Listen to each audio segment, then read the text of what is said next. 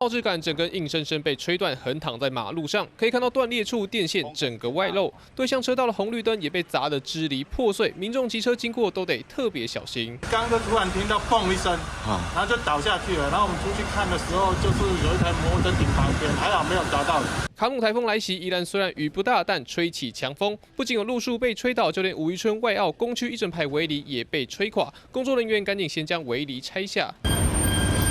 就怕房屋围墙的广告布幕会被风给吹下来，业者也出动吊车拆除。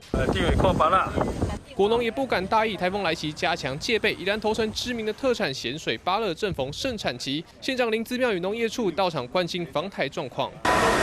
有人紧张，有人却享受放假小确幸。钓虾场挤满游客，民众台风假放好放满。放到一天哦，一定有啦，钓鱼当然开心了啦。比平常来说，就是好了快应该30%到1倍。卡努台风步步紧逼，越晚影响越明显。宜兰也在这波警戒区域内，民众不可大意。3立新闻黄国瑞、黄正杰，宜兰场报道。